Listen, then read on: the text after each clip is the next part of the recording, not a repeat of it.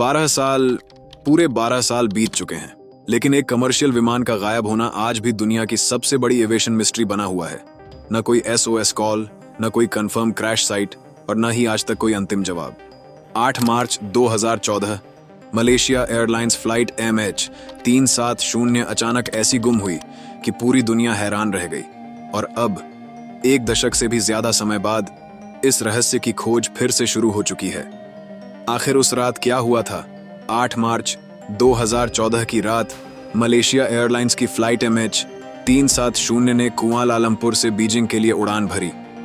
विमान में 239 लोग सवार थे। शुरुआती सफर बिल्कुल सामान्य था। मौसम साफ था, विमान की सभी प्रणालियां सही काम कर रही थीं और फ्लाइट अपने तय रूट पर आगे बढ़ रही थी। लेकिन उड़ान भरने के कुछ ही समय बाद कुछ ऐसा हुआ जिसने पूरी दुनिया को हैरान कर दिया। जैसे ही MH370 मलेशिया के एयरस्पेस की सीमा के करीब पहुंची, उसका ट्रांसपॉन्डर अचानक बंद हो गया। कुछ ही पलों बाद विमान अपने निर्धारित रास्ते से मुड़कर पश्चिम की ओर चला गया और फिर MH370 हमेशा के लिए रडार से गायब हो गई। सिविलियन रडार उसे नहीं देख पा रहा था, लेकिन बाद में मिलिट्री रडार ने जो दिखाया उसने इस रहस्य को और भी गहरा बना दिया।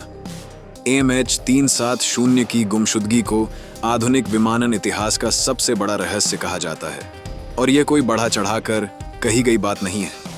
इतना बड़ा यात्री विमान जिसमें कई आधुनिक ट्रैकिंग सिस्टम मौजूद थे, वह बिना कोई निशान छोड़े कैसे गायब हो सकता है? न कोई इमरजेंसी सिग्नल, न कोई पुष्टि की गई दुर्घटना की जगह और न ही कोई स्पष्ट कारण।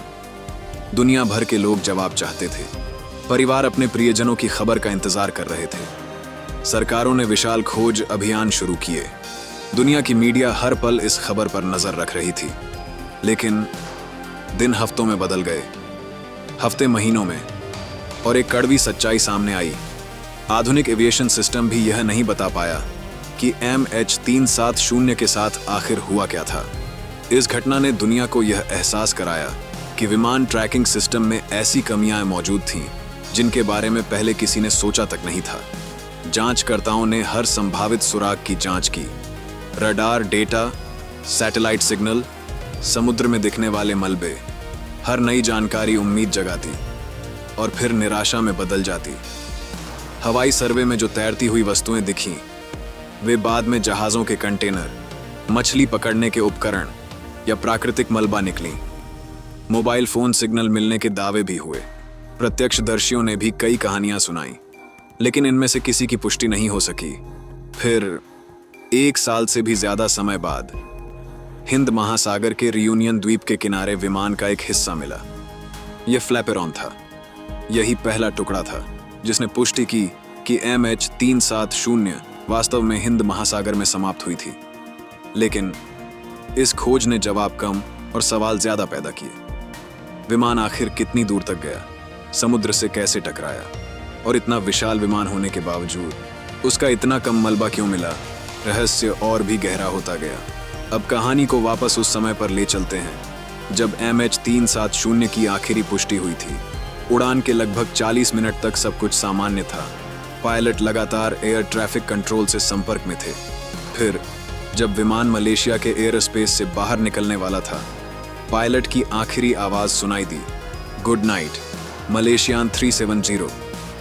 यह संदेश बिल्कुल शांत और सामान्य था, लेकिन कुछ ही सेकंड बाद ट्रांसपॉन्डर बंद हो गया और इसी एक घटना ने पूरी दुनिया को अंधेरे में धकेल दिया।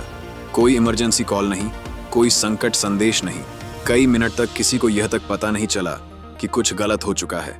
बाद में मिलिट्री रडार ने दिखाया कि MH370 चीन की ओर नहीं जा रही थी, बल्कि उसने अचानक दिशा बदलकर वापस मलय प्राय द्वीप के ऊपर उड़ान भरी।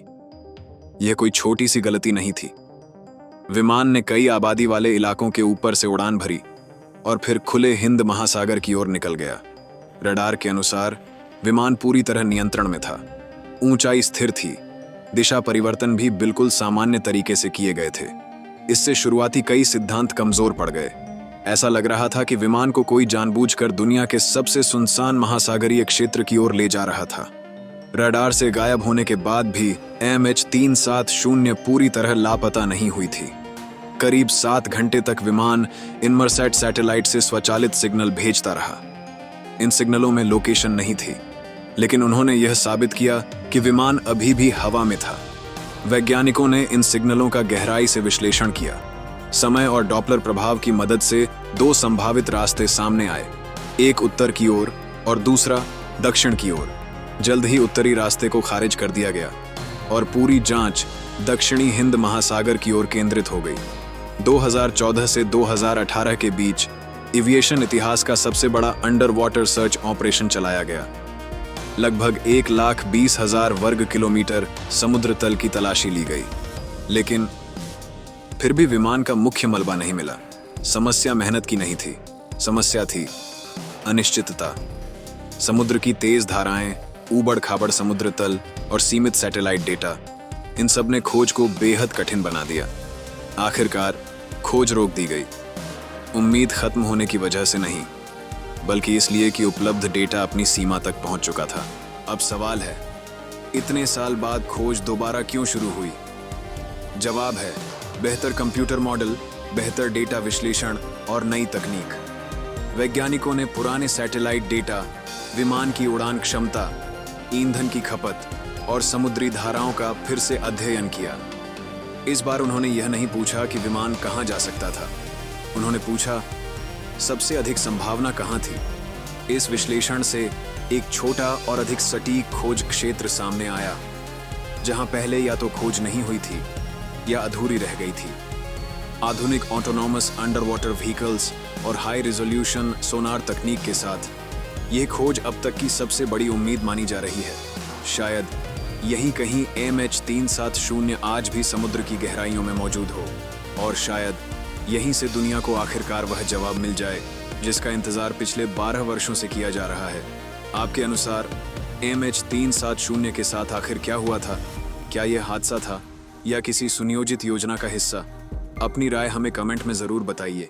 अगर आपको यह वीडियो पसंद आया हो तो वीडियो को लाइक करें, चैनल RJB मिस्टीरियस को सब्सक्राइब करें और ऐसे ही रहस्यमयी और सच्ची कहानियों के लिए हमारे साथ जुड़े रहें।